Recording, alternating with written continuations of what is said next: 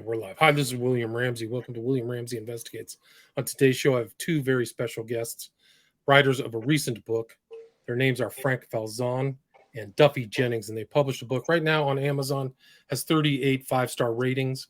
Title of the book, and you can see this on YouTube, Rockfin, Twitter, is San Francisco Homicide Inspector 5 Henry 7, My Inside Story of the Night Stalker Case, City Hall Murders, Zebra Killings, Chinatown Gang Wars, and A City Under Siege. It's an excellent book. I read it in its entirety, and it kind of ties into my other true crime books, and you can go back and look through, and maybe I'll put a link to those other true crime books that I've read about what happened in San Francisco. A lot of these things with Jonestown happened very close to each other, but this is a first-person account, and Frank Falzone has been asked to be in documentaries and commented on so many things about police work, but he was a highly decorated San Francisco police homicide inspector who investigated more than 300 murder cases. He was a principal figure in the hit 2021 Netflix series Night Stalker, The Hunt for a Serial Killer, and has been featured internationally in numerous documentaries, broadcast interviews, articles, and books. He and his wife, Donna, both San Francisco natives, still live in the Bay Area. And Duffy Jennings was also there at the same time. We talked a little bit in the pre-show yesterday about how they happened upon one particular terrible incident that happened, but saw each other around. But Duffy Jennings is an author and former prize-winning reporter for the San Francisco Chronicle in the 70s. His coverage included many of the same events that his co-author investigated, including the City Hall assassinations, the Patty Hearst kidnapping, and the Zodiac and Zebra serial murders. His character was portrayed in the 2007 film Zodiac. So his character was played by Adam Goldberg in the David Fincher Zodiac. And he is the author also of another book titled Reporter's Notebook, the San Francisco Chronicle Journalist Diary of the Shocking 70s. He is also a San Francisco native and lives in the Bay Area as well, a place where I grew up. So I know it was very nostalgic for me to read this book because I remember many of the sites and areas around San Francisco. So I'm delighted to have Frank Falzon and Duffy Jennings. So welcome to the show. Thank you for having us. Awesome. Yeah, so for people, great to be here. All right, thanks, Duffy. For people who may not have heard of you, maybe you can just go and turn and talk about the background to what led you to put this book together. Just kind of led what led up to this book being published in 2022. Well, Duffy Jennings was a reporter for the Chronicle who covered many of my homicide cases during the 70s in San Francisco. I knew Duffy. I trusted Duffy. I considered him a first-class reporter. He was an award-winning Chronicle reporter. So I had not heard from Duffy in, maybe 20 years after I retired. And I'd say 2 years ago, I received a phone call, and he says, Frank Falzon, an old friend, Duffy Jennings. He says, how come you're not reading my book? And I said, geez, Duffy, I didn't know you wrote a book. He says, yeah, it's called The Reporter. It's a book I think you would really enjoy. He says, I wrote about you. Many of the chapters contain cases that you worked. I said, geez, Duffy, when I get off the phone, I'm going to go on Amazon. I'm going to buy your book. And he says, Frank, you don't have to. He says, this morning I put one in the mail to you. You should be getting it in a couple of days. I hope you enjoy it. Let me know what you think after you read it. Well, I read Duffy's book, and I was highly impressed. And I called him to tell him what a great job he did and how proud I was of him. And he says, Frank, have you ever thought about writing a book? I said, oh, God, yeah. I said, I had 300 murder cases. I said, some of them were so far out of the ordinary and so remarkable in the way the arrest went down and how the case came about and the jury trial. I said, some very, very interesting cases. He said, do you mind if I look at your material? So I sent him my material. He looked at it. Duffy called back and he says, Jesus, Frank, you have to let me write this book. Well, I knew Duffy. I knew his work product. I trusted him. And I never had trusted anybody to do this book, but I did trust Duffy. And from that day forward, our bond has only gotten closer in many, many ways.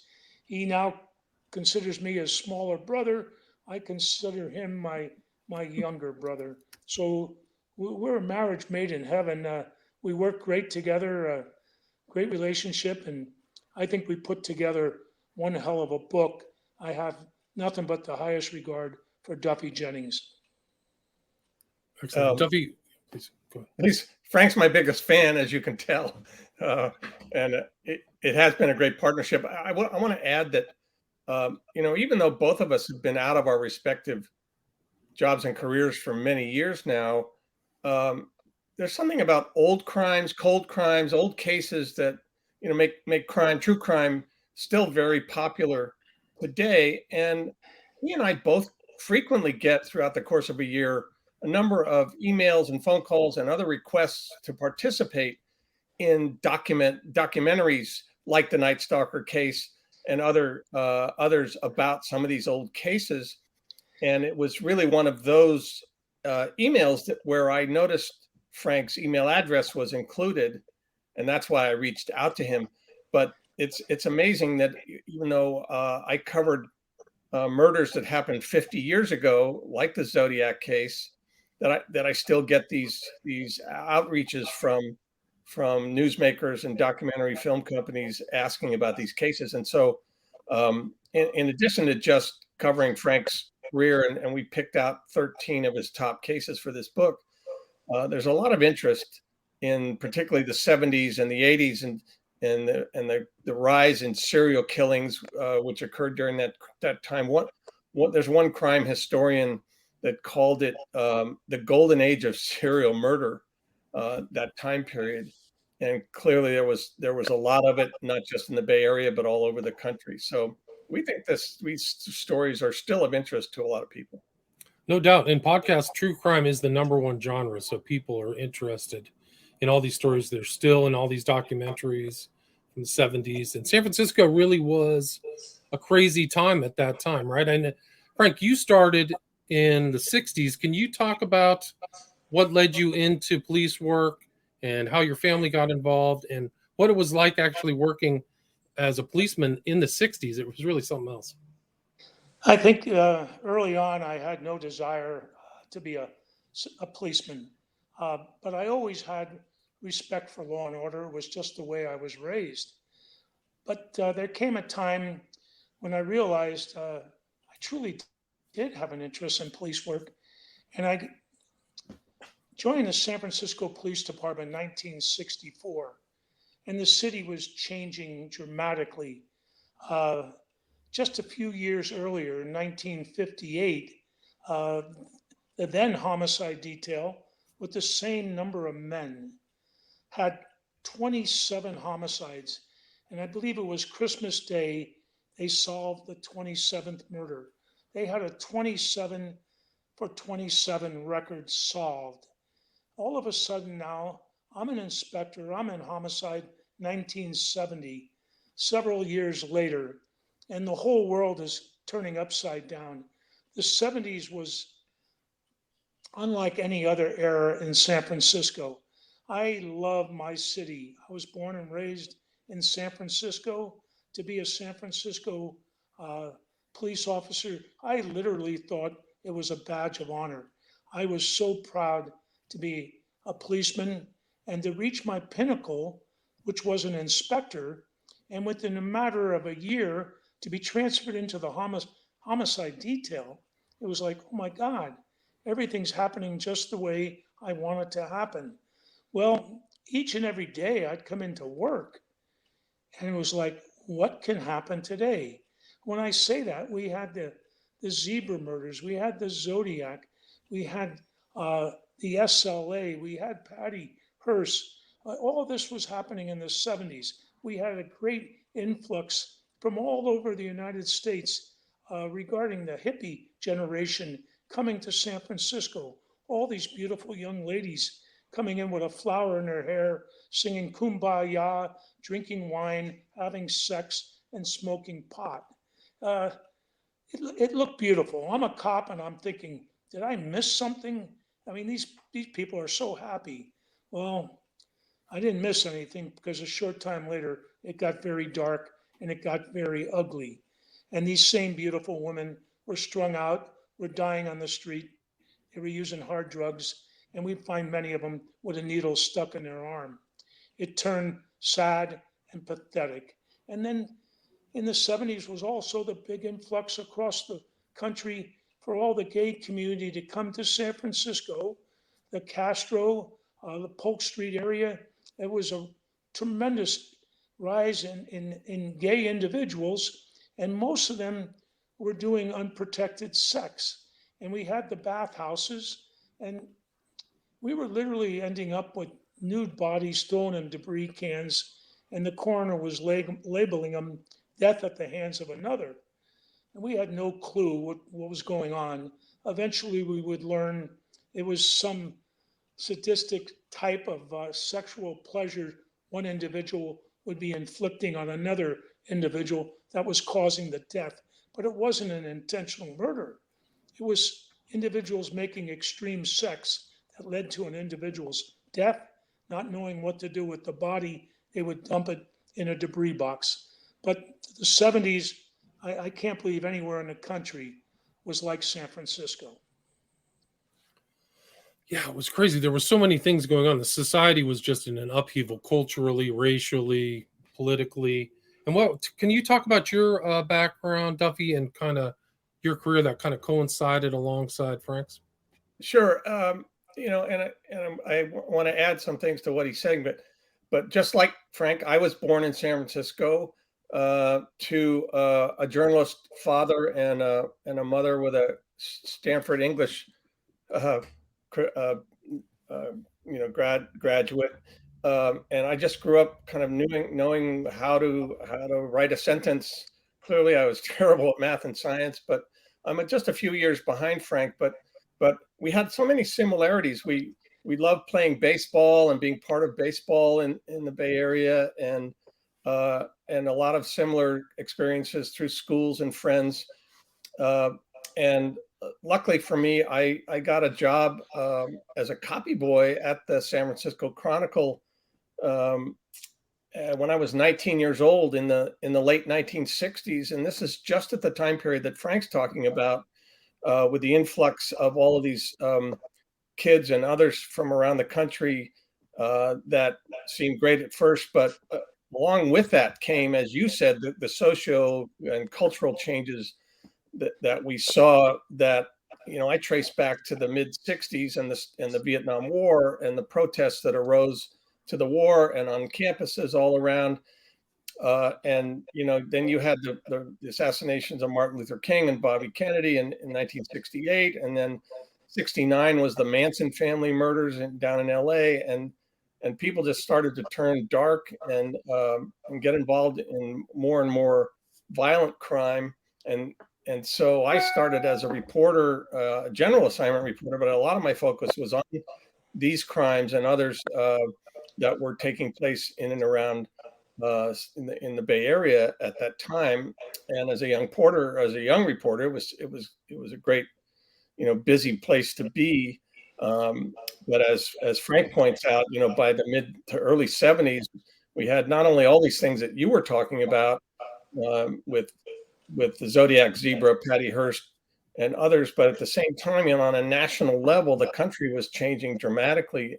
And, in the middle of everything on a given day in 1973, 1974, you could open the front page of the Chronicle and you'd have a story about Patty Hearst in the SLA. You'd have a story about a new letter from Zodiac. You'd have a story about the latest zebra killing. And at the top of the paper was a story about the Watergate thing going on. So it was a remarkable time to be a young reporter. And I just couldn't get enough of it. And maybe that's a good place to start, is to talk about these zebra killings, what became known as the zebra killings, because it's not really even covered. Zebra killings, it did not get the attention nationwide that it should have, and probably for a very good reason. The zebra killings were, you can't use any other word except say it's a hate crime. It was individuals for no other reason that were killing people because of the color of their skin. And it was almost like they were playing a game.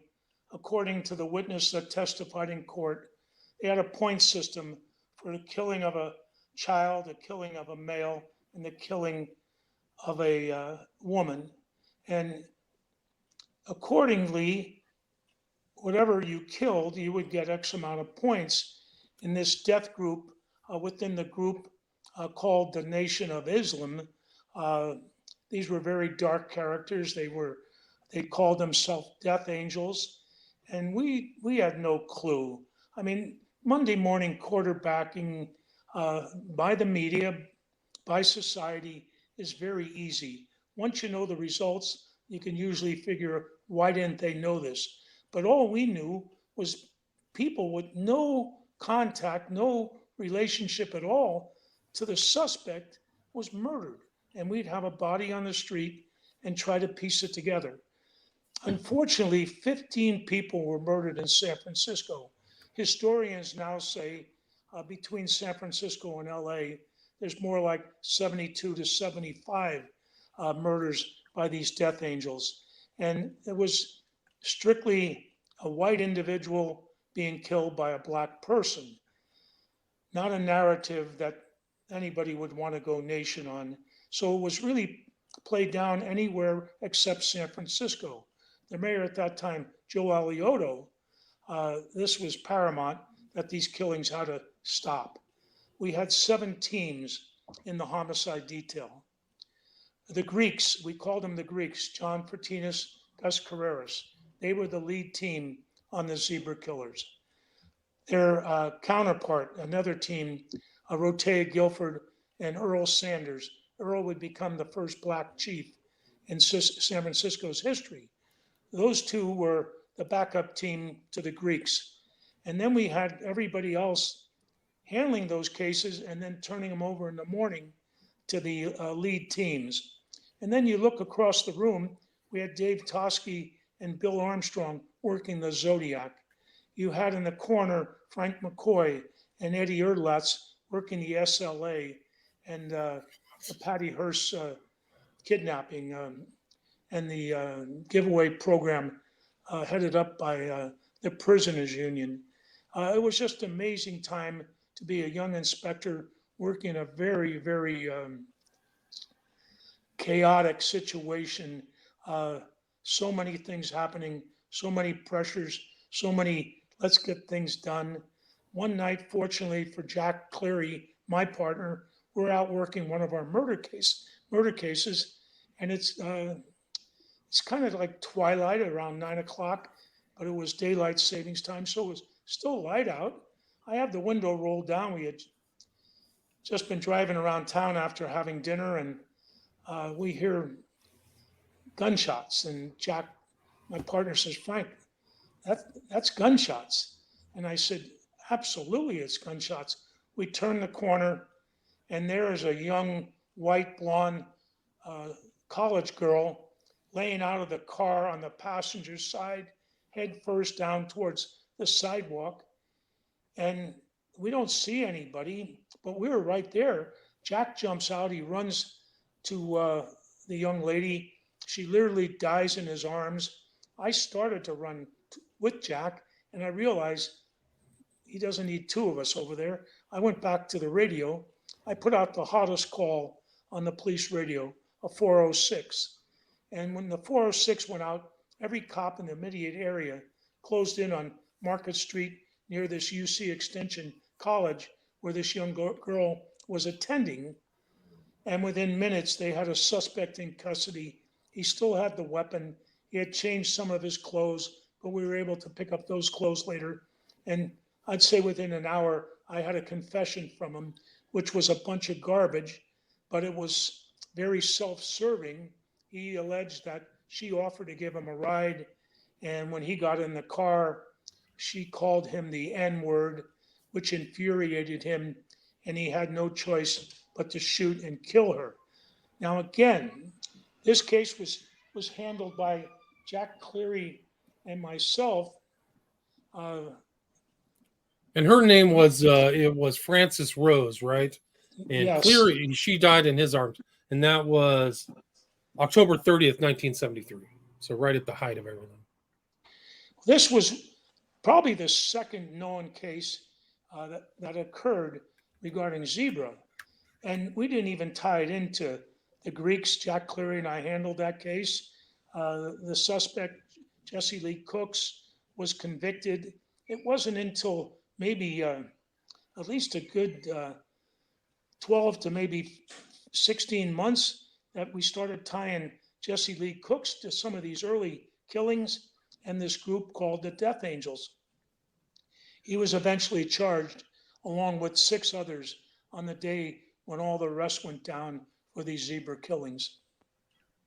And one of the people actually you grew up with, like one of the people involved in this whole thing, like was a promising athlete too, but somehow got caught up in this whole racial thing. His particular story is not a good one. He was truly a class act, a great football player, athlete, also played basketball at St. Ignatius High School, one of the premier high schools in the nation.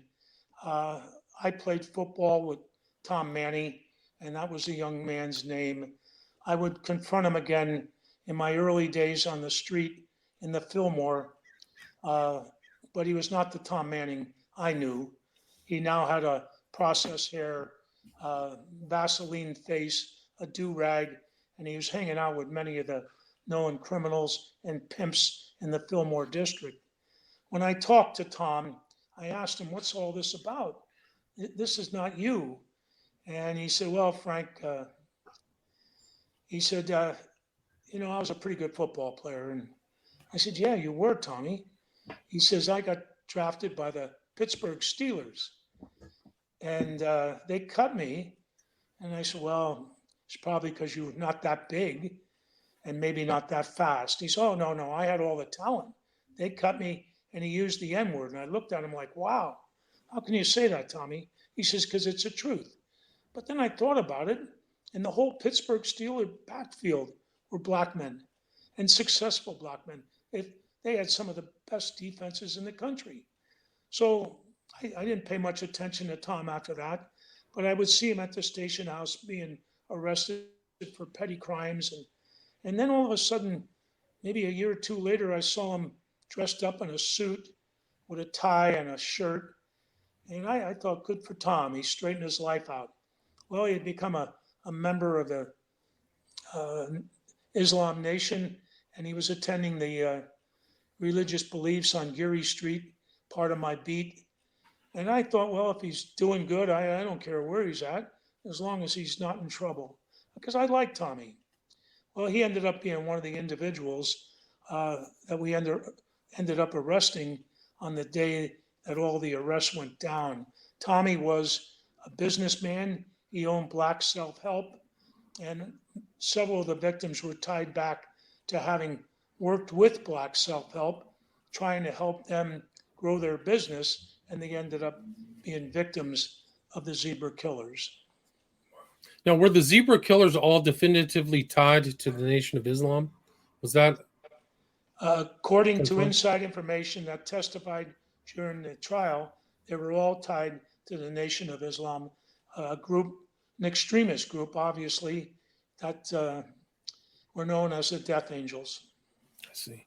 And that there was something like close to your family that you mentioned in the book too about something that happened close to home, right? Do you mind talking about that? Well, yeah, it turned out to be pretty fascinating. I was living out in the Sunset area of San Francisco, out by the zoo, out by the ocean beach, with my wife and family. And one night, it had to be around 1 or 2 in the morning, the phone rings, and I usually grabbed it, but for some reason, my wife grabbed it first. And she says, "It's Operations Center. He must know you."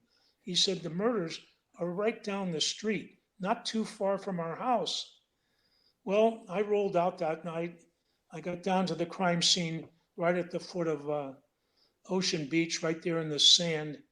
There were 2 young ladies. One had survived a bullet to the neck and a bullet to the face. And another woman, she sustained a gunshot wound to the stomach and then a shotgun blast to her head. The story was basically two young ladies out from Cincinnati, one a nurse, one an art student, and they were out here to enjoy the beauty of San Francisco. And somebody had told them, college kids, you don't have much money. The best way is fly down to LA, see Los Angeles, and then hitchhike up the coast road, choosing good people, getting in the car, and getting yourself back to San Francisco on the cheap. And that's what they did, except they didn't calculate too accurately. It was now around 11 o'clock at night. They're standing out on the highway, hitchhiking, still being very cautious as to who they get in with. And a small Datsun vehicle pulls up with an extremely good looking, clean cut black man who offers to give them a ride. His voice was soft. He was very polite, very calm, very self assured. So they get in the back seat of this small car and they drive to San Francisco. En route, this black man says to them, I'm going to show you something you will never forget. He said, out at the ocean beach, you're going to see a sunset and you're going to see how beautiful San Francisco really is. So they get out of the car. I think it's at the foot of Vicente Street and Ocean Beach, and they walk a few feet onto the sand, and all of a sudden a shot rings out, and Julia Keeling, the nurse, feels a bullet into her face, and she feels her tooth in her mouth and blood pouring into her mouth, and she starts choking and she starts to run, and then she's shot again, and she falls into the sand. And then this man, she sees him with the gun pointing at her girlfriend. He shoots the girlfriend. She falls on top of Julia, and she can't stop whimpering. And Julia's saying, I'm okay, I'm okay, I'm all right. Quit whimpering, quit whimpering. Well, the man goes back to his Datsun, opens the trunk, comes back with a shotgun, and as Julia's girlfriend is whimpering, he fires one blast, pushing Julia's girlfriend tighter onto her body. She's feeling smothered, but she's still alive. She then hears the engine start up, and he drives off. Once he drives off, Julia pushes her dead girlfriend off her body. She runs across the street, goes into a house, calls the police, and then we arrive on the scene. Julia Keeling ended up being an absolutely marvelous witness. And we got a heck of a break in the case, and we arrested a member of the Temple of Islam, an individual from Los Angeles area, who was coming up with a car full of guns. Our thinking, and we 99% proved right. He was coming up with these guns to start the zebra killings all over again, so it would appear that the men that were on trial were innocent because the murders were never really solved. We were fortunate. Eddie Erletz and I had that case, and we were blessed to put it together so quick. They were never able to prove their narrative. It's amazing. So a copycat killing. Wow. Let me jump in here because the upshot of this all, and I know you mentioned about Frank's family, was that when he got home from 14, 15 hours out investigating that crime, his wife says to him, we're getting out of the city. You could stay here and play cops and robbers all you want, but it's not safe in the city anymore. There'd been other crimes around the neighborhood. And she said, it's time for us to move out to the suburbs, which caused, some upheaval in the Falzon family among the kids who didn't want to leave. And, leaving the city was a big deal for a native like Frank, but it was that particular case that engendered that whole family move.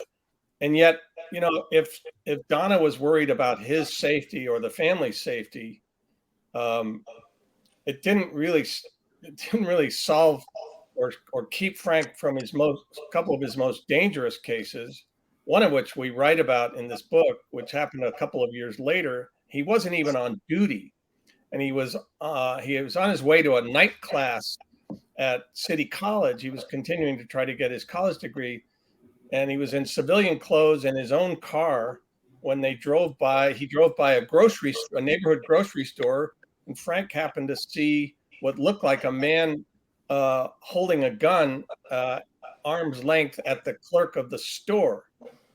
And the incident that followed is a terrific story that Frank tells in this book, and maybe he wants to share a little bit of that now. But he's lucky to be here today as a result of that particular incident, right? Well, if you'd like me, I can explain that night. Is it something that lives with me, and I believe it will live with me to the day I die. I was driving up Holloway at Ashton Street, just having dinner at Joe's in Westlake. I was very, very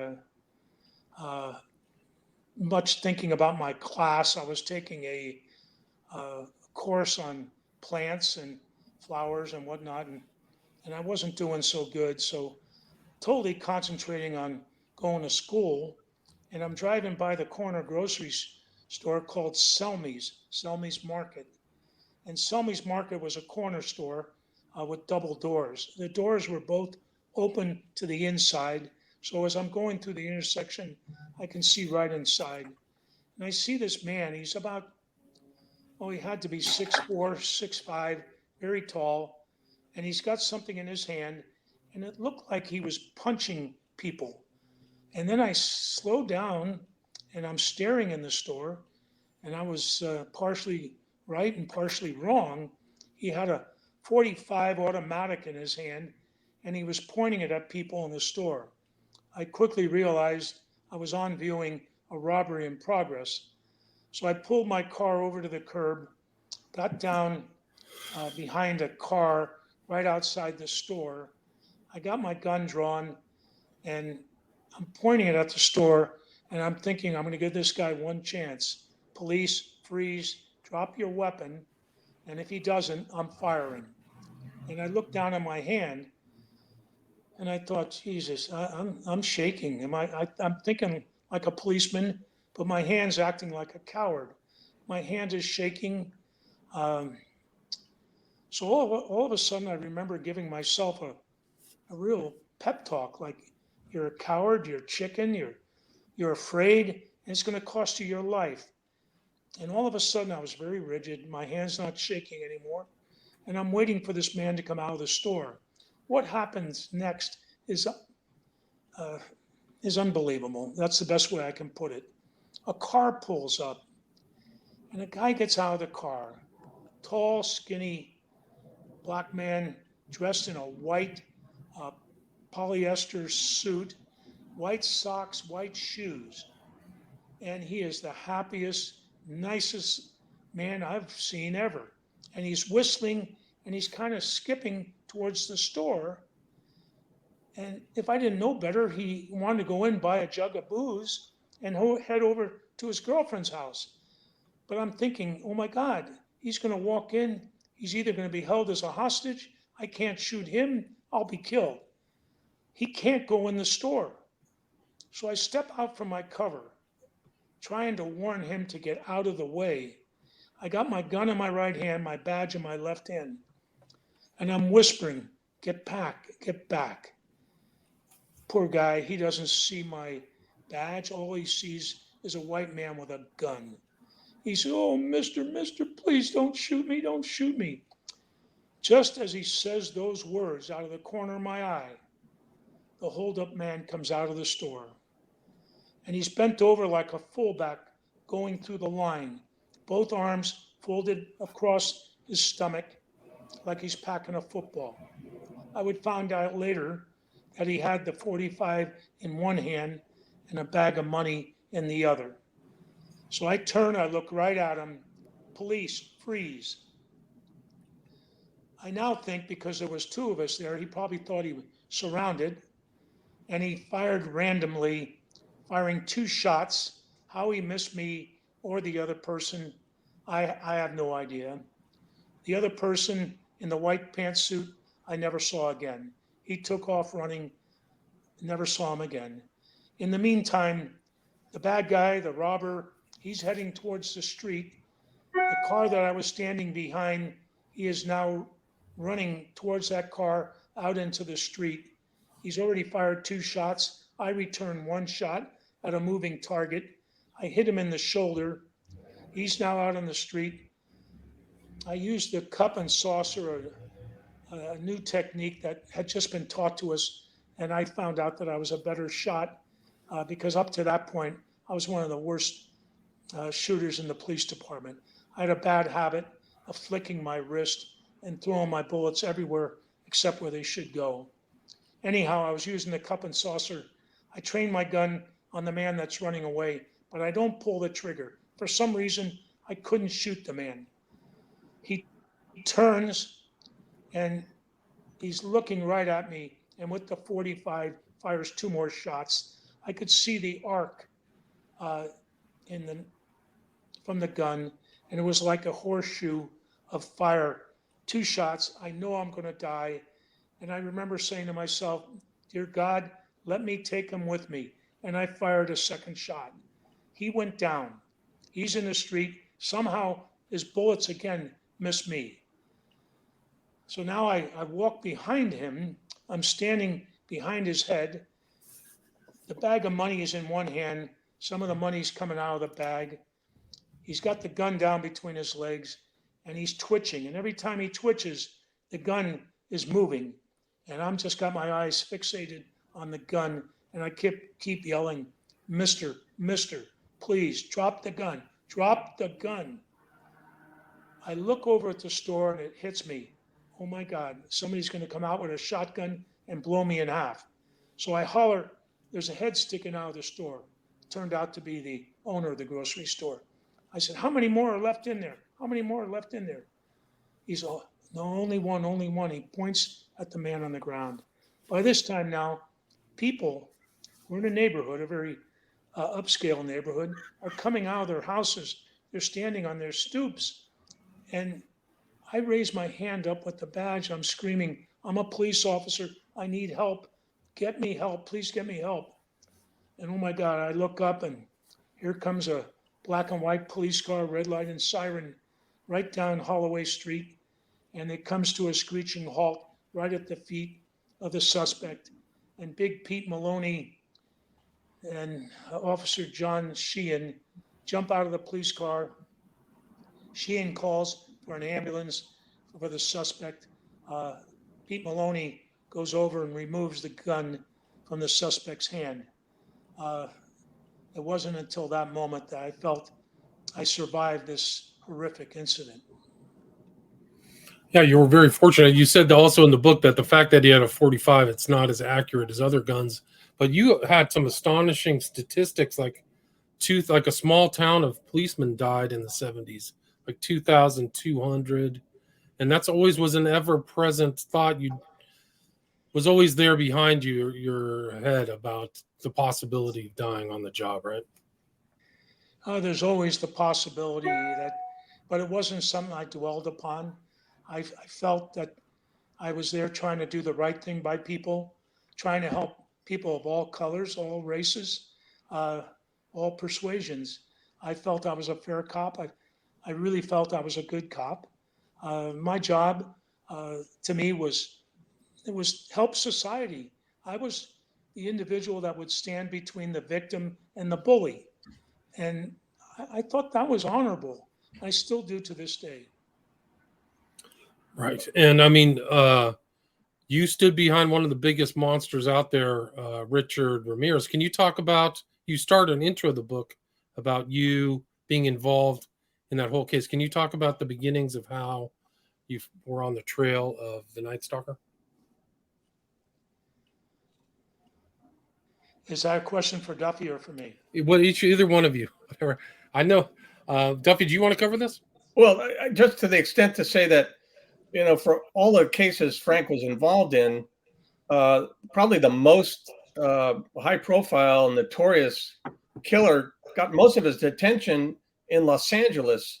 in the early part of 1985, he had broken into numerous homes and throughout the LA region and killed, maimed, tortured, assaulted, sexually assaulted a number of victims. His MO would be to creep in somewhere in the house during the night, immediately go to the bedroom, shoot the husband in the head, and then rape the wife. And he had a number of other similar cases.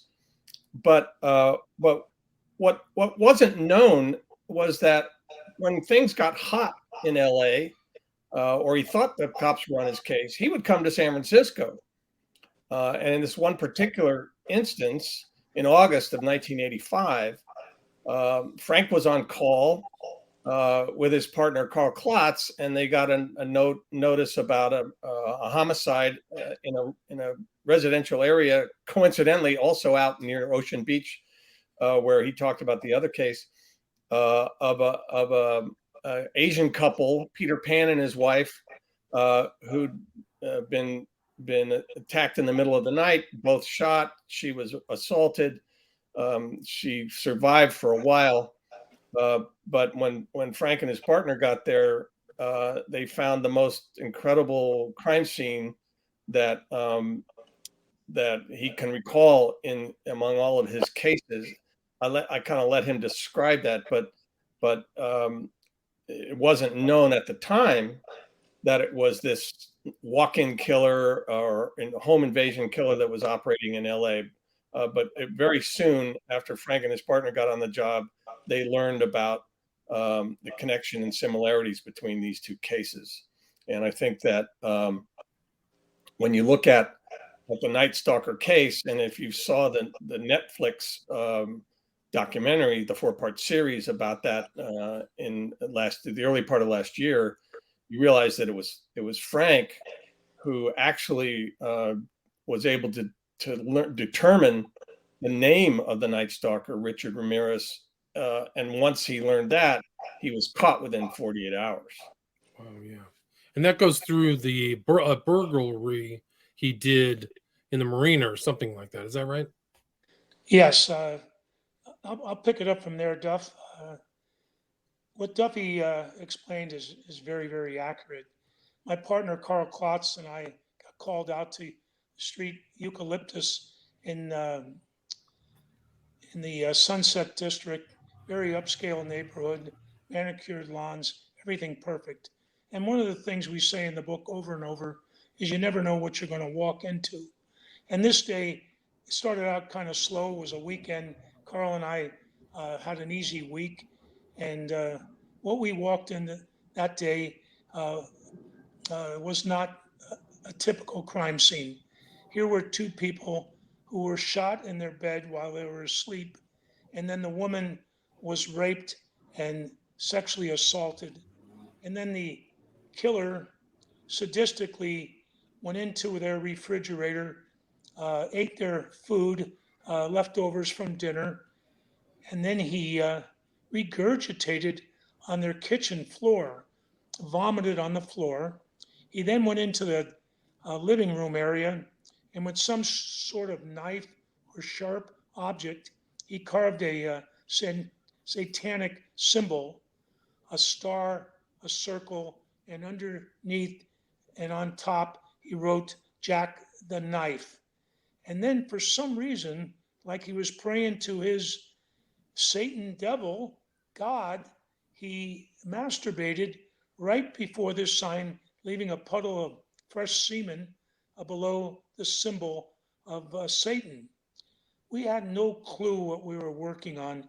Yes, we knew about the LA murders, but never really put two and two together that this could be their walk-in intruder, their killer, walk-in killer down in Los Angeles.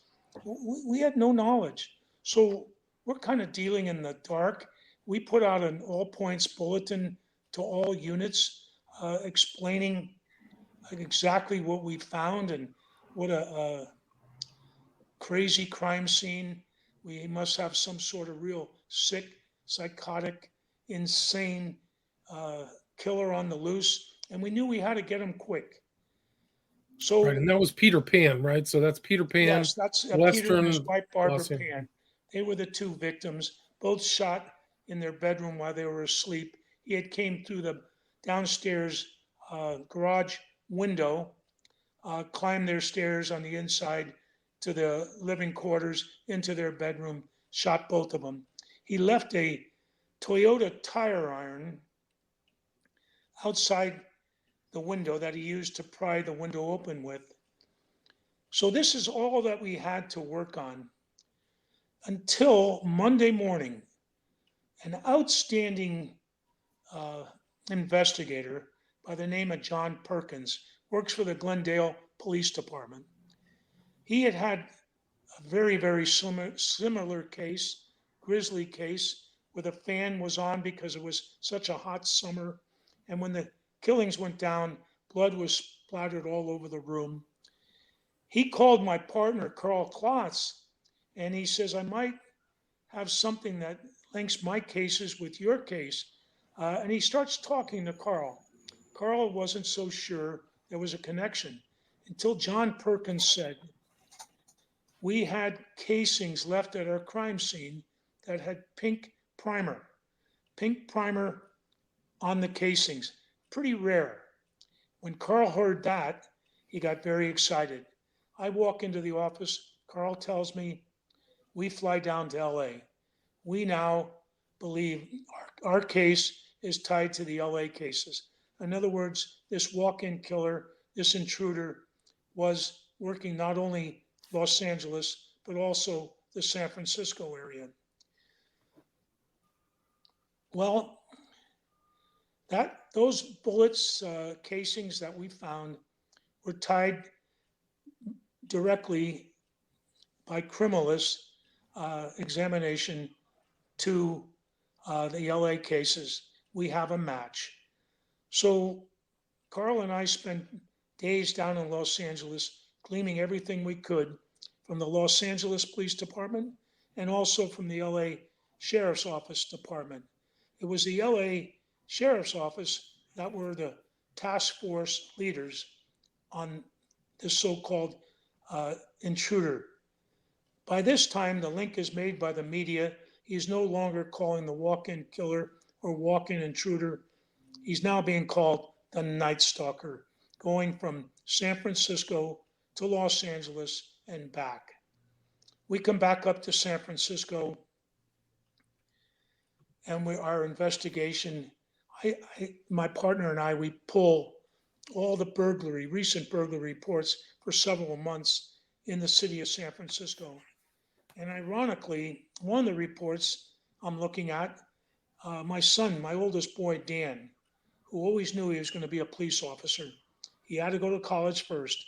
Upon graduating from the University of Santa Clara, he kept his wish. He became a San Francisco police officer. Dan had made a very thorough police report. And in that report, it was a report made by a doctor and his wife, Dr. Soroyan, and his wife, Marie. They list an item that was a bracelet where his license, driver's license number was etched into the bracelet. And we got a phone call from Lompoc, California, that they had recovered that bracelet. They checked the number and it was taken from this burglary. Well, fortunately for us, this same crime lab technician that handled Peter Pan and Barbara's attack also handled the Soroyan case. And he felt there was a definite connection with the burglary on the Soroyan house and the murders on Eucalyptus. So we're tying all this together, and I put a phone call into the sergeant down in Lompoc, and I'm very pumped up, and I tell him how I need his help. I need to talk to his informant. And he explains to me in no uncertain terms he's not giving up his informant. And he tells me that he gave that information several days ago to our burglary unit, and they said there's no connection. At this time, my patience had run thin. I'm a little bit perturbed, and I let him know I don't give a damn what my burglary detail said. I want to talk to your informant. He said, look, Inspector, I'm not giving up my informant. I said, okay, fair enough. But I'm going to tell you, and I'm going to tell you real straight. Somebody dies this weekend, and I can prove, Sergeant, that you withheld evidence that could have cleared a series of murders, and you withheld it. I'm coming down there and placing the handcuffs on you. Do you understand me? And the sergeant, he says, calm down. He says, calm down. Everybody in the office was looking at me. They could see I was hot. And I said, I need to talk to your informant. So I'll tell you what I'll do. I'll call my informant, and if he's interested, he'll call you. I said, okay. I'm say within 2 minutes. It was a short period where my partner and a couple of my buddies are saying, it's not worth getting yourself so upset. And I'm thinking, how many people have to die? And when are we going to wake up and do the right thing? The phone rings. It's the informant. And he says, Inspector, I was the one that turned the bracelet into the Lompoc Police Department. And I said, well, I need your help. Where did you get the bracelet? He said, I got it from my mother, Donna Myers. Where does Donna Myers live? Donna Myers, she lives in San Pablo. I need the address. He gives me the address. He gives me her phone number. I said, don't call your mother-in-law. We're going to pay her a visit. He said, okay, I won't call her. I hung up. I said, let's go, Carl. I looked over at Mike Mullane, one of the men in the office who I trusted. He was a very good inspector. And I said, Mike, this thing's going to blow up today. It's going to be big. I said, I'd like to have you come with us. He said, absolutely. Jumps out of his chair, puts his jacket on. The three of us heading down to the garage to head over to San Pablo. Right, which is in the East Bay, it's in the Northeast. It's in the Oakland area, the East Bay of San Francisco, over the Bay Bridge. So as I'm walking by the cafeteria, my two partners are ahead of me. They head out to our car. I run into the cafeteria. I need a sugar fix. I couldn't believe this. There's a powdered donut on the counter. I throw a couple of bucks at the guy behind the counter, grab the donut, run out, and I'm brushing white powder off my jacket because I choked down the donut. And my buddies are, where's our donut? So it was a light moment. We all started laughing. I said, I'm sorry. I wasn't thinking of you guys. I was just thinking of myself. So we head out over the Bay Bridge. We end up in San Pablo. And the right thing and the correct thing to do is when you're in another jurisdiction, let the police department know. So we pull in to the San Pablo Police Department. The chief turned out to be one hell of a fine guy. We sat down, we talked. He says, I'll tell you what, inspectors, if you need to see your way around town, would you like to have one of my detectives go with you? I said, boy, that would be a blessing. Thank you, Chief. So he gives us his best man. He said, a man named George Spencer. And George says, I'll chauffeur you guys. I said, I'll jump in with you. So I'm in George's car, and Mike and Carl in our car, and we proceed over to Donna Myers' house. We get inside, we sit down with Donna Myers, and oh my God, do I now feel stoked. Every question I'm pumping at her, she's answering. What's this guy look like? Well, he goes by the name of Rick. He's a tall, skinny Mexican with bad teeth, real bad teeth. He wears an AC/DC cap. He wears a members only jacket. Everything that we had gleaned down in Los Angeles, she is telling us. So how did you get the bracelet? She says, well, my boyfriend, Armando. Now, mind you, Donna Myers is in her mid-50s. Armando, her boyfriend, is 26. So in order for him to have an affair with Donna, he gave her the bracelet. And she gave it to her son to give to her daughter, her son-in-law to give to the daughter. And this was like nice high-end jewelry, right? It was very nice high-end jewelry, right? Yeah, Expensive. she tells us that her boyfriend Armando came from El Paso, Texas with Rick. They're inseparable. They're Satan worshipers. They believe in the devil, not God. It's all about the devil, and all the evil stuff they do is dedicated to the devil. So all of a sudden, the picture is becoming very clear. We're on the right trail. So I asked Mike Mullane, Mike, please stay here with Donna Myers. Carl and I are going to head over, see if we can talk to Armando. We get over at Armando's house. He lives in a gated off house. The house is kind of up a steep slope. It reminded me of the house in the movie Psycho, where Norman Bates lived. But it's separated with an iron gate. No way we can get in. I look across the street. We're now in El Sobrante, and there's the El Sobrante Fire Department right across the street. So George, the detective from San Pablo, Carl, and I walk across the street. We go inside. We ask the fire department the members, if we could use their phone. They said absolutely. I put a call into Armando. Armando, I need your help. I have information that you need to know. Can you please come down to the gate? No, man, I'm not coming down. Armando, please, I'm asking you. This is information that you need to know. Did you hear I said I'm from the homicide detail?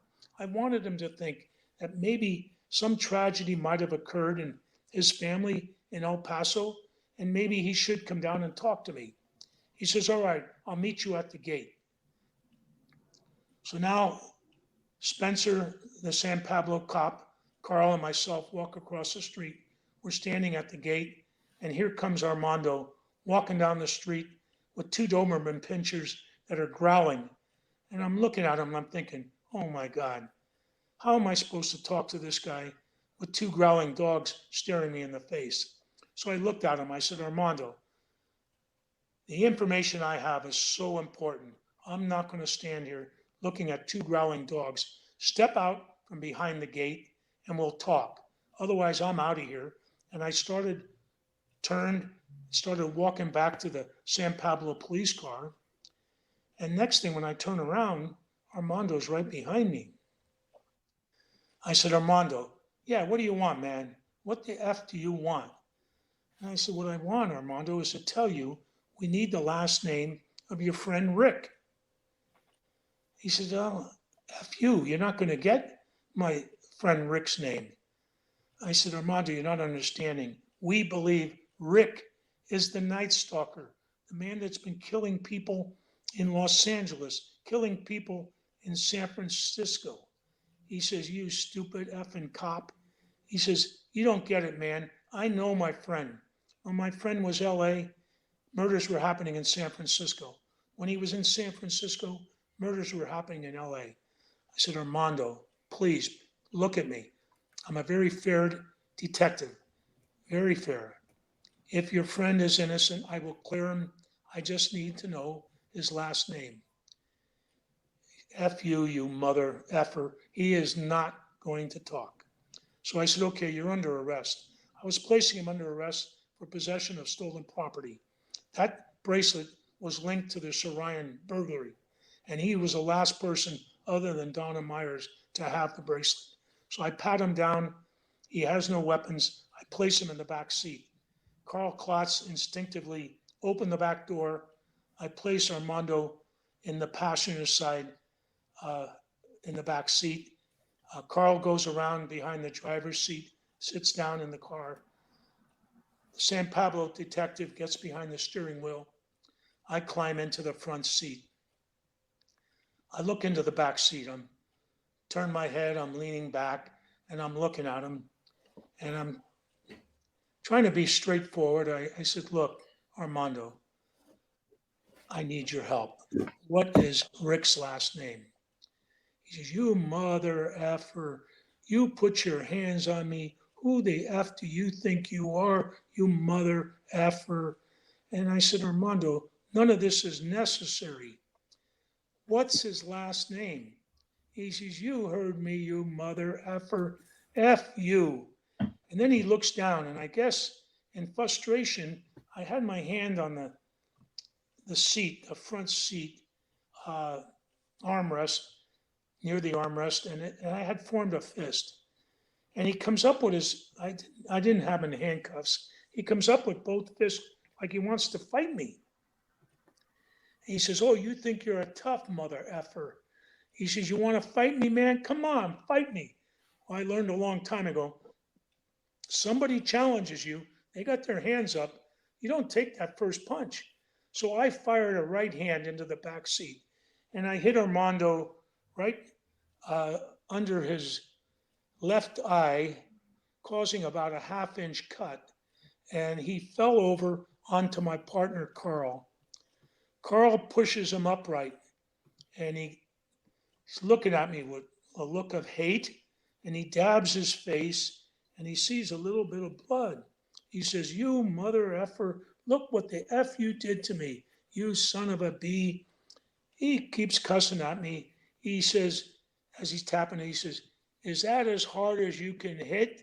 And he puts both fists up again like he's going to fight me.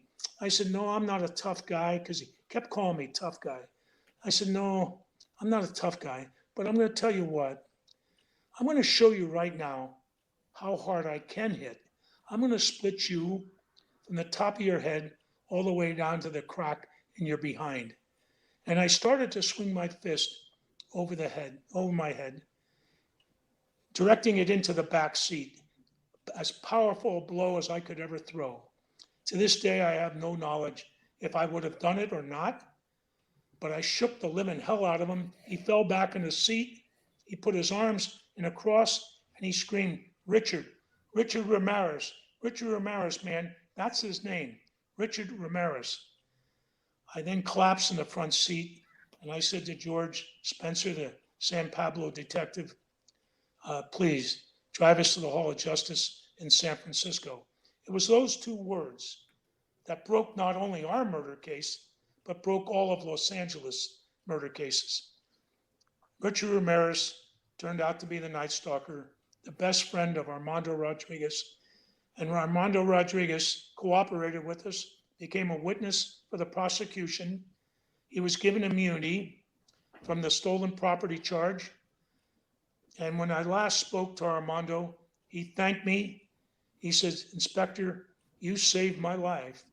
I am going back to college. I'm going to get a degree, and I'm going to become a physical therapist.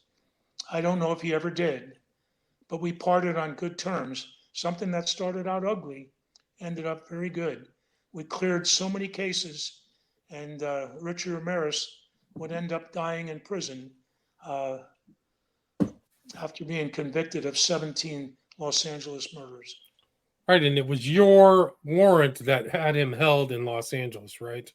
So it was there was some procedural. Well, the procedural. We decided that night. I didn't decide this. My chief of police, Con Murphy, Daryl Gates with Los Angeles, and Sheriff Block with the LA Sheriff's Department decided we should have a conference call. I believe it was at 7:30. And all the detectives involved, the two from LA, the two from the Sheriff's Department, Carl Klotz and myself, were in our respective chief's office at that time when the call was made. The first one to speak was Sheriff Block, and he says, my men want your men, Chief Murphy, to stand down. Murphy looks at me, and I'm shaking my head. I'm saying, no way. Con covered up the phone. He says, why won't you stand down, Frank? I said, think about it, Chief. We have a warrant in our hand right now. Our murder case for the murder of Peter Pan is made. Today we seized all the stolen property from that residence. We have a positive ID. We have the Night Stalker's fingerprint on the Soroyan window coming into the house. Our case is made. We have a warrant, and we don't serve it, and we don't let the public know someone's murdered this weekend in San Francisco. How is that going to play out in the press?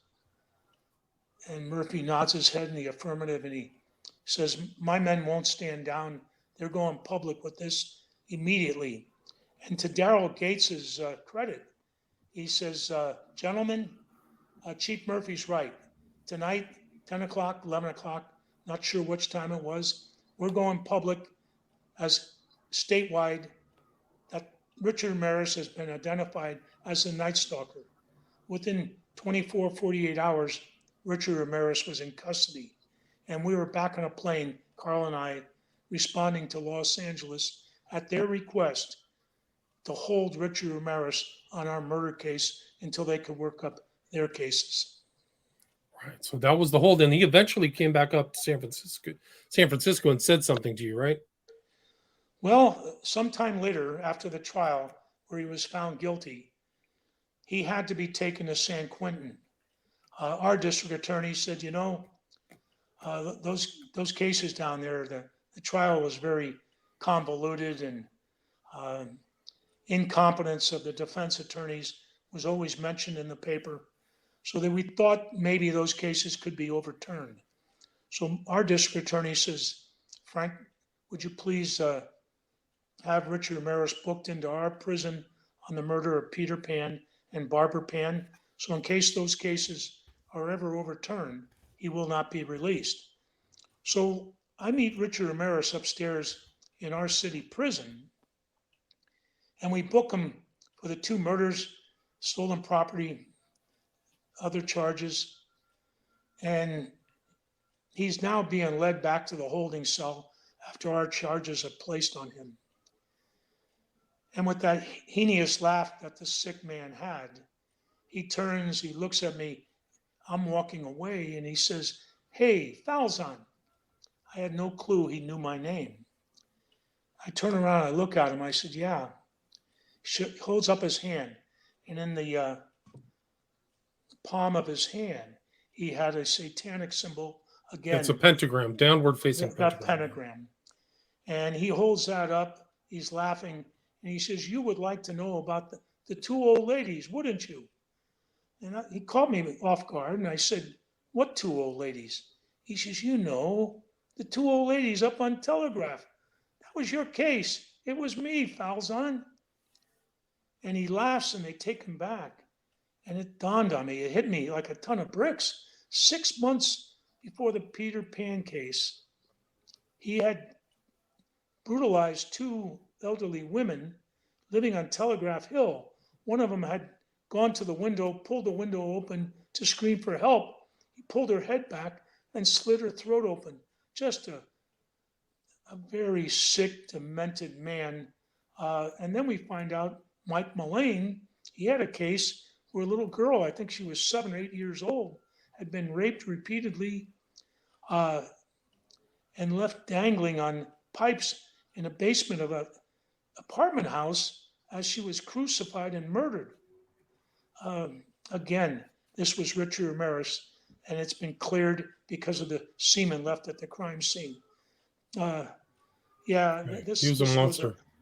I think one journalist found that he was a member of the Church of Satan under LaVey. I think that was his brand. Did you ever find out what group he was associated with, or him or Armando? No.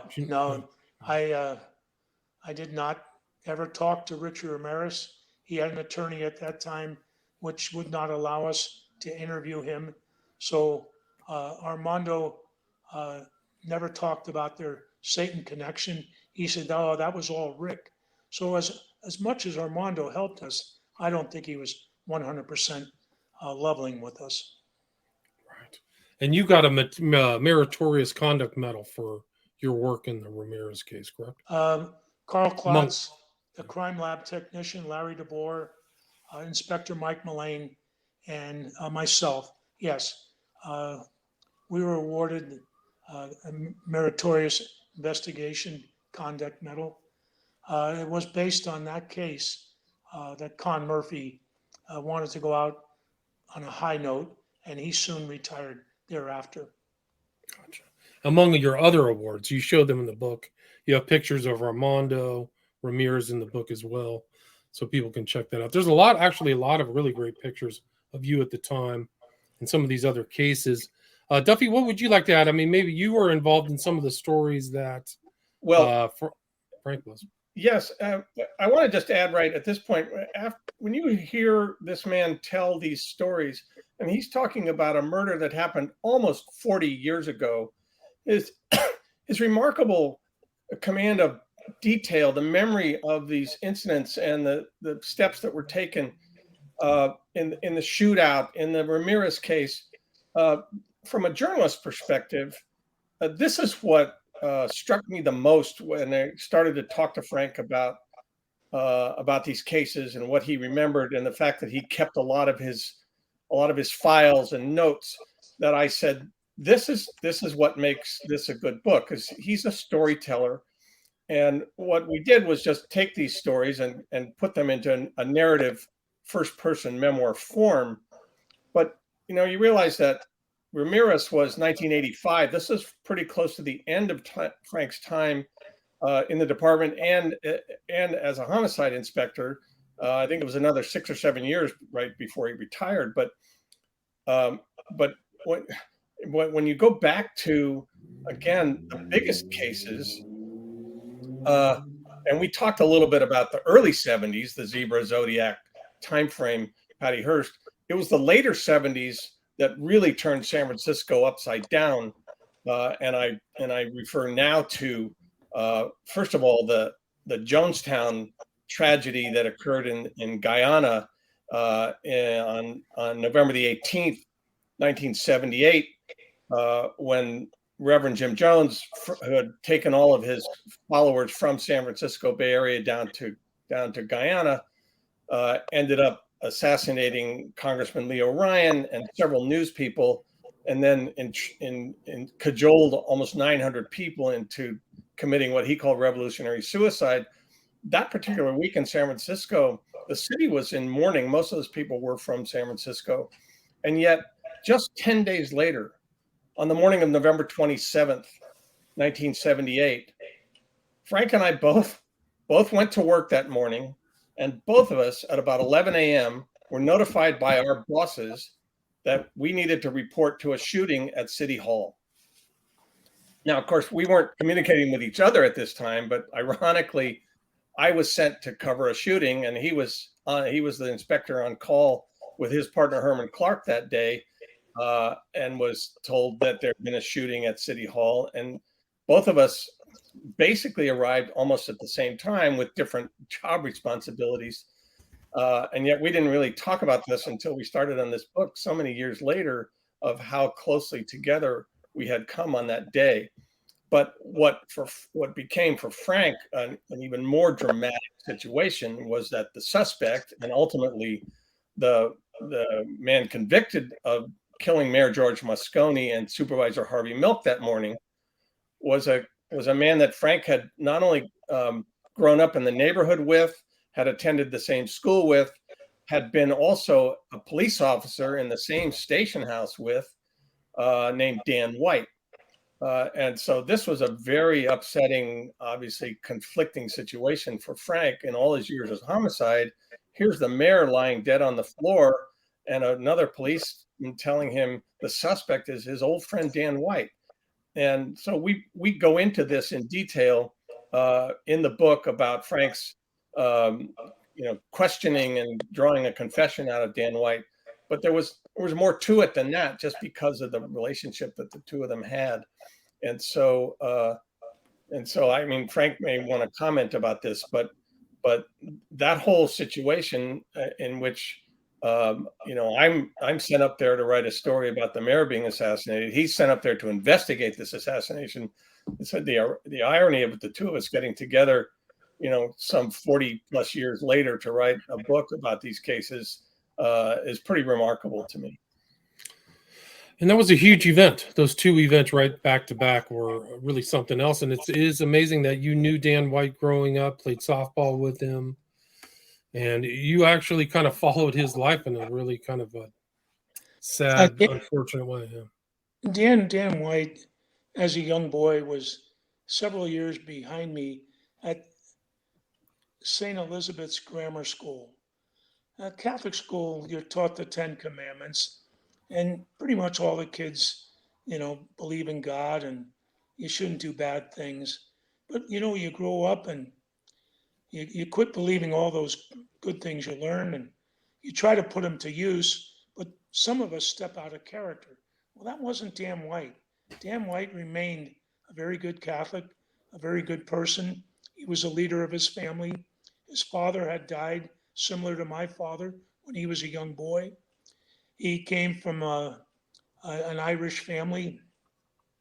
He was told, like I was, you're now the man of the house, which, when you think about it, is kind of a silly thing to say to a little boy. I know I took it very serious. I'm sure Dan took it serious.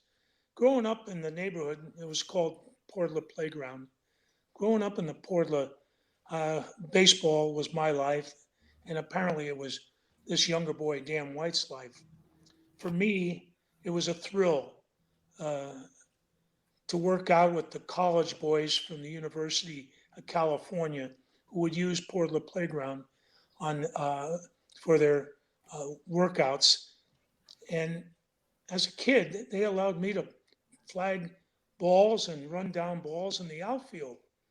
And I thought, how neat is this? But these guys were such class acts. They would say at the end of the day, how would you guys like to hit college pitching? Well, here I am, seventh, eighth grade, and you're going to let me hit college pitching? Oh my God, I was thrilled. Well, years later, I returned that. I'm now playing for St. Ignatius High School. We had a great team. We'd work out at Portland Park, and these little kids would say, can we shag balls in the outfield? One of those kids was Dan White. I knew him, but I didn't know him. He's just a kid running down balls. But at the end of the day, Dan White and those other kids got to hit high school pitching. They were thrilled. Well, I'm now the manager of the Northern Station Police Softball League team. And this particular day, we're playing at Portland Playground, a game of softball against Southern Station. That's another station in the San Francisco Police Department. And this guy comes walking up to me. He's got a pair of spikes tied together over his shoulder, a glove under his arm. And he said, hi, Frank, I want to play on your team. And I'm sorry, you can't play on our team. You have to be a police officer. He said, I am a police officer. I said, well, this is the Northern Station. Frank, I'm at Northern Station. Don't you remember me? I looked down at I said, no, I'm sorry. I don't remember you. He says, Dan White, I was one of the boys that would shag balls for you when you were in high school. And of course, he jogged my memory. I put my arm around him. I knew he had to be a ball player if he grew up in Portland Playground because that's where all the stars from San Francisco came from that were either high school or college athletes. So I said, go take second base. I'll hit infield. He's at second base. I'm hitting grounder after grounder. This kid's scooping him up and throwing the first, and he's amazing. He's one of the best players I've ever seen. Thus began our friendship. We would go on to win 2 state championship titles with an all-star team from the entire San Francisco Police Department, where we played Los Angeles, Sacramento,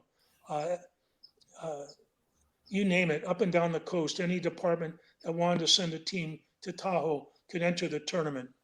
We won that championship 2 years in a row, going undefeated. Umpire came up to me at a banquet.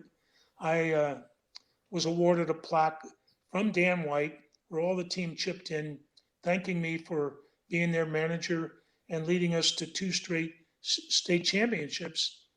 And as I returned to my seat, there was a little applause. I was humbled, but I was so proud that my friend Dan White was such a class act. Well, this umpire come up to me that had umped all the ball games, and I invited him and his crew to come to the dinner.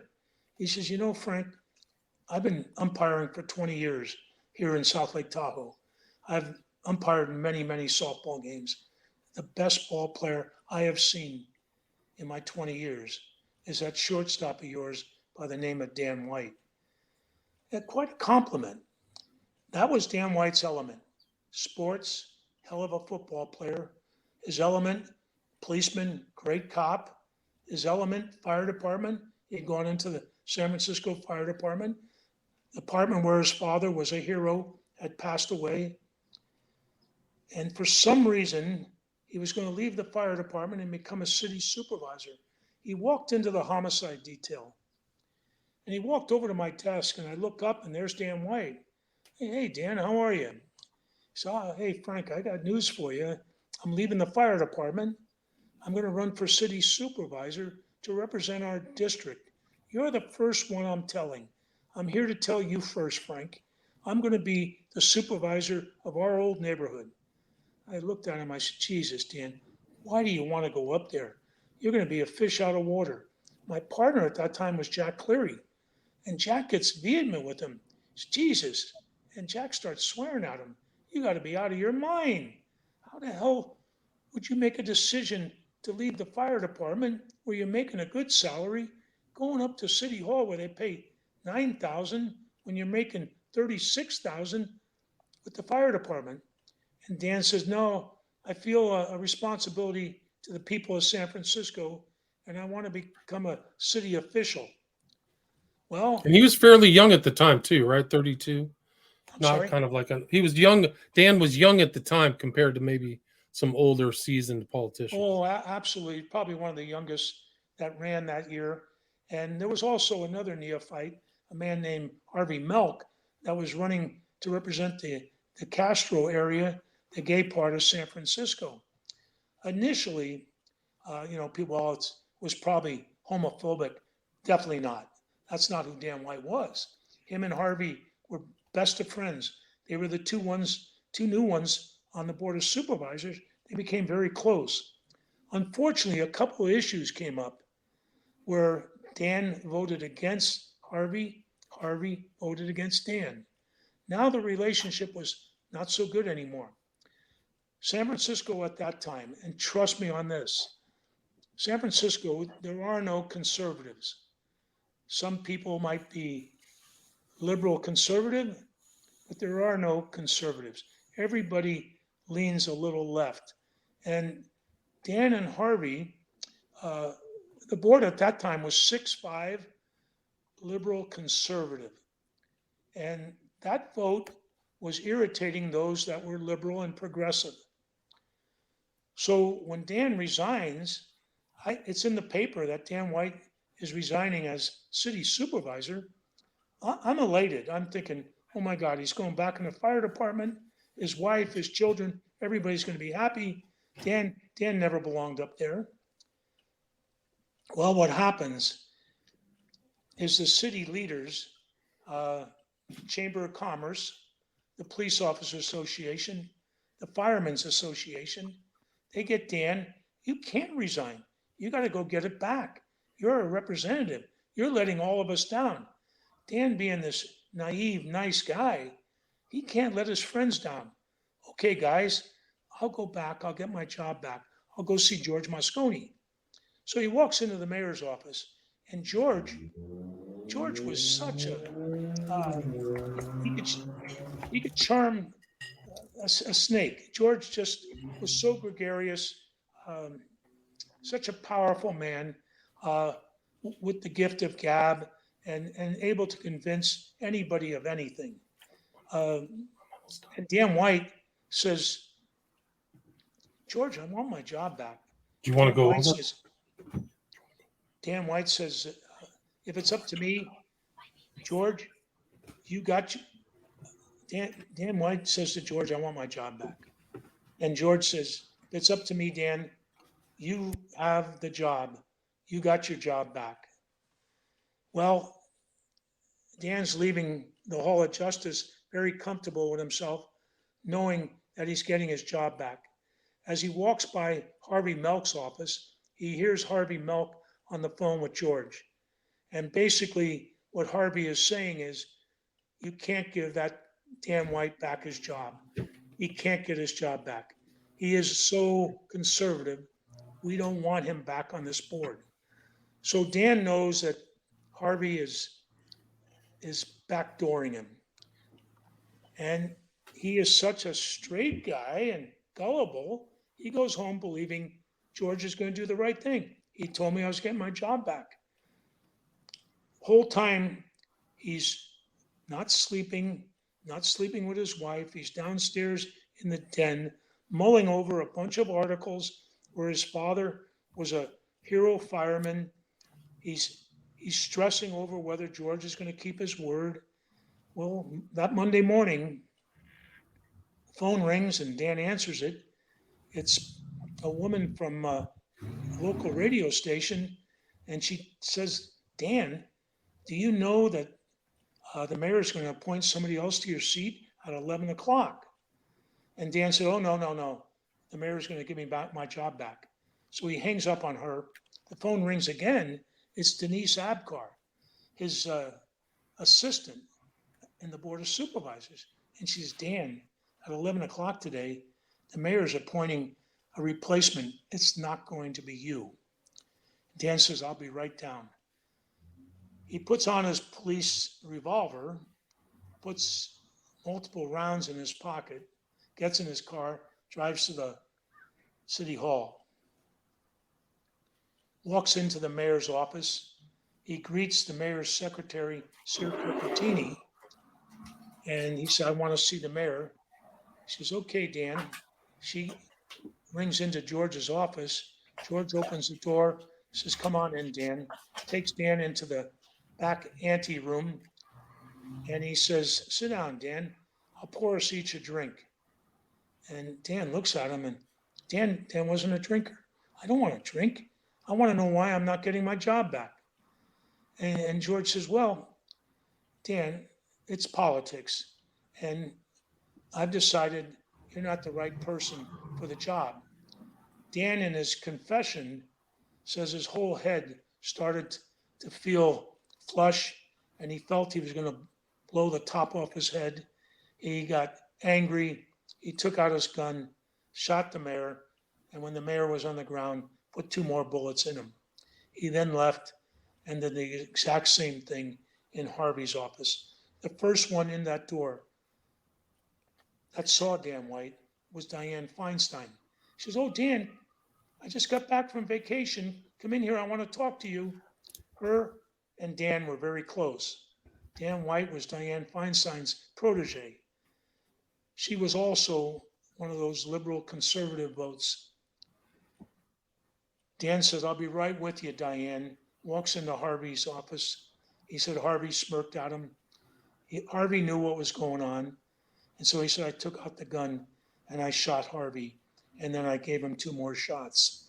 We would find out later these were coup de grace. There was no way either Harvey or George would have survived those last 2 shots. When I arrived at City Hall, all the way there, I am convinced that this is all going to tie into Jonestown. Because if you remember, these were the people that put Mayor George Moscone into office. It was Jim Jones and his disciples that voted for George Moscone in a very close San Francisco election. So when Jonestown happened, there were articles in the paper that said that some of these disciples that escaped the shooting would be coming to San Francisco to settle scores with certain politicians. So driving to City Hall, the last thing on my mind is my friend Dan White shot and killed the mayor and Harvey Milk. I'm thinking it's all about Jonestown. When I'm walking up the stairs to the mayor's office, at the top of the stairs, I'm met by a police sergeant, a plainclothes inspector that was Mayor George Moscone's bodyguard by the name of Jim Molinari. Jim was a dear friend. I said, Jim, what's going on? He said, the mayor's dead, Frank. I said, Jesus, Jim, the mayor's dead? Do we have a suspect? And the words out of his mouth were like a sledgehammer hitting me over the head. He says, yeah, your friend Dan White. I said, Dan White? Dan White? And all of a sudden my head is in a whirl. I'm thinking, Dan White, the all-American boy the guy that couldn't swear, the guy that would open the door for a lady, takes a gun and kills 2 people. I didn't know about Harvey Milk's murder yet, but I can't believe that he would shoot and kill the mayor. Unbelievable. I walk in, I see the mayor on the ground. He's got a cigarette in his hand, a bottle of either bourbon or scotch on the table, 2 shot glasses. And I'm thinking, oh, I know I have a job to do. So I walk out of the mayor's anteroom into his main office. I'm going towards the phone, and on the phone is a deputy chief from the Inspectors Bureau, and he looks at me and he says, Frank, Dan White is at Northern Station. That deputy chief was Jeremiah Taylor. I said, thank you, chief, and I leave with 2 district attorneys that showed up, and we all run over to Northern Station. By that time, 2 other homicide detectives had removed Dan White from Northern Station and taken him to the Hall of Justice. When I walk in to the Hall of Justice, room 450, the homicide detail, I head straight towards the interrogation room. I open the door, and there's Dan sitting there, and I look at him. He stood up. I'm face to face with him. I'm quite angry. I said, how could you be so stupid? Here's a guy that idolized me. I respected him like a kid brother. And now I'm investigating him for 2 murders. One, the mayor of the city, and the other, a supervisor of the city. I can't believe what a day this is turning out to be. And he looked at me, and it was like all the emotions, because at Northern Station, he told the police officers there, I'm not talking. I'm taking my rights to remain silent. Now he's looking at one of his best friends, Frank Falzon. He says, Frank, I got to tell you everything. I got to tell you everything. And it was like the lid blown off a pressure cooker. He starts crying. His body's convulsing. He said, I want to tell you the whole story. I said, stop. If we're going to do this, we're going to do it right. I went to my desk. I got my tape recorder. I got a fresh cassette. I looked around. I saw Eddie Erdlatz. I said, Eddie, please sit in with me. He says, absolutely, Frank. So Eddie goes in with me. It's always best to have 2 investigators interview a suspect. Not knowing what the hell happened up at City Hall, I'm trying to work off of what Dan White's telling me. So I let Dan do a narrative. I said, I respect you as a policeman, as a fireman, and as a paratrooper. I know who you are. Please tell me what happened today, what led up to the shooting of Mayor George Moscone. And by that time, I knew Harvey Milk. And he gives me a narrative, and I worked off that narrative. People would question, why didn't you just hammer him left and right about why he circumvented the front door, climbed through a window with his gun? And the answer is simple. I had no knowledge that those events even occurred. I had to work off what Dan White was telling me. Right, and he also reloaded the gun after he left Moscone's office too, right? He had to empty those 5 rounds expended cartridges. He had to reload on his way down to Harvey Milk. As far as I was concerned, these were 2 first-degree murder cases. But if you want to be as lenient as you can, you might say, well, crime of passion against George Moscone, which is manslaughter. But when he unloads and reloads and heads down to Harvey Milk, that's premeditation. That's first-degree murder. Well, we all know what the jury came back with. They came back with 2 voluntary manslaughter charges. Dan White would do 6 or 7 years, and the city erupted. And it was everybody, not just the gay community. The entire city erupted that this was not justice. And Dan White knew it wasn't justice. He had planned on committing suicide that day. It was his wife who he had called to say goodbye. And she talked him out of not committing suicide. She talked him to go to St. Mary's Cathedral, and she'd come down and they would surrender Dan to Northern Station.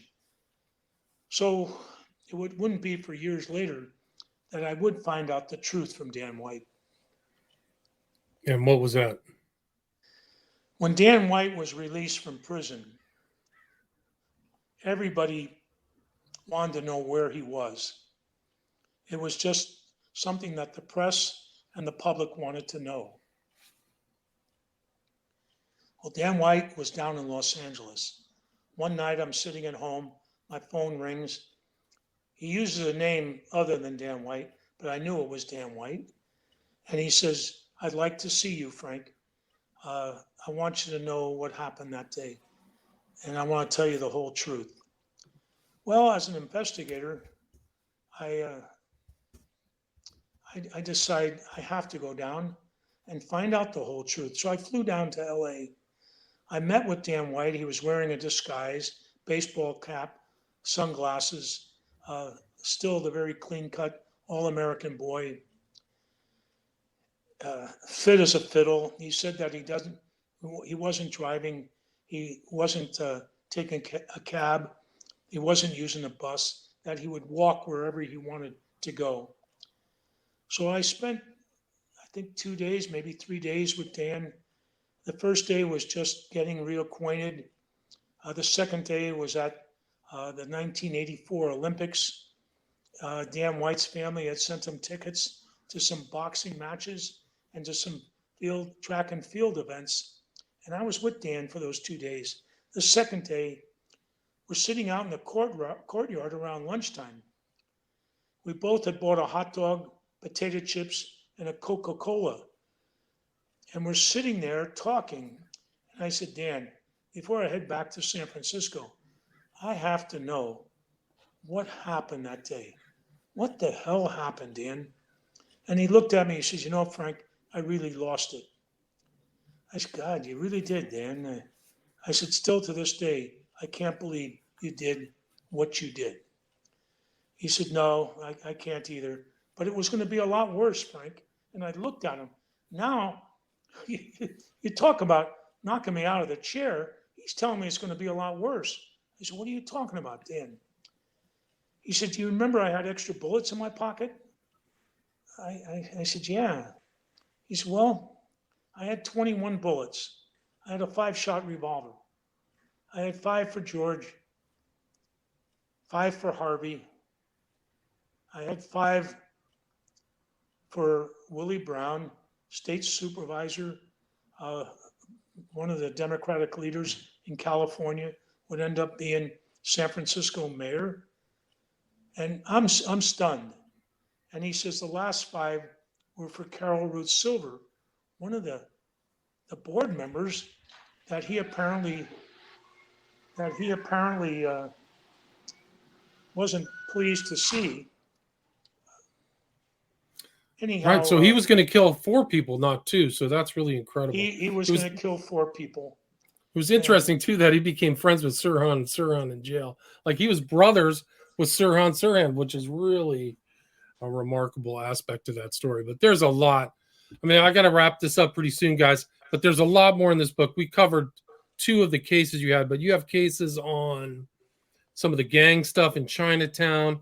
Very interesting family assault cases, the Luigi Aranda case with the Hells Angels, the Pavageau case. I mean, there's just so many more. You have so much history and, criminal knowledge in this book. So I commend you for writing it. Is there anything you'd like to add, guys, or anything I missed before we kind of put the book into this discussion about your book, San Francisco Homicide Inspector 5 Henry 7?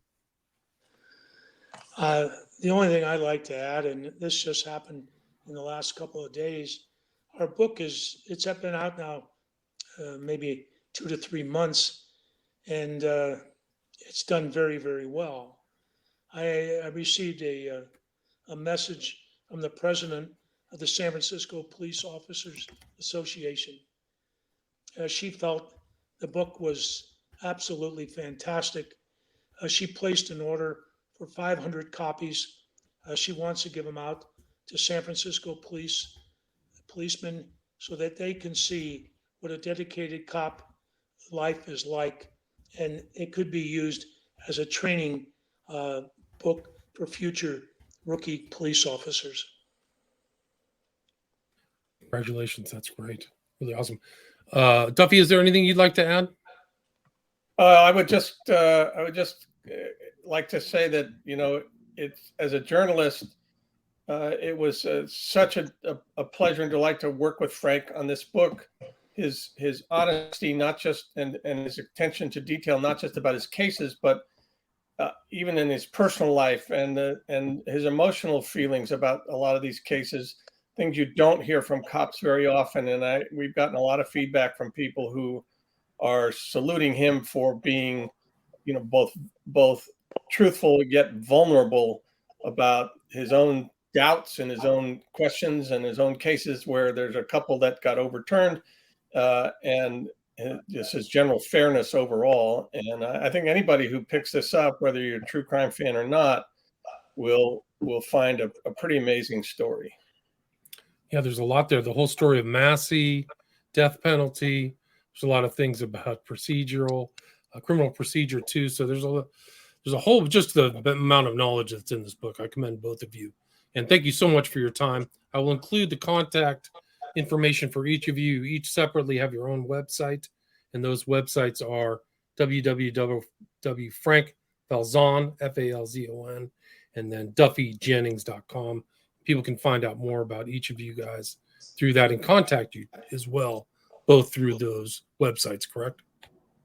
Yes, and you can purchase the book. Not only you can purchase autographed copies at either of those websites, or you can purchase them online at Amazon and BarnesandNoble.com and other online retailers.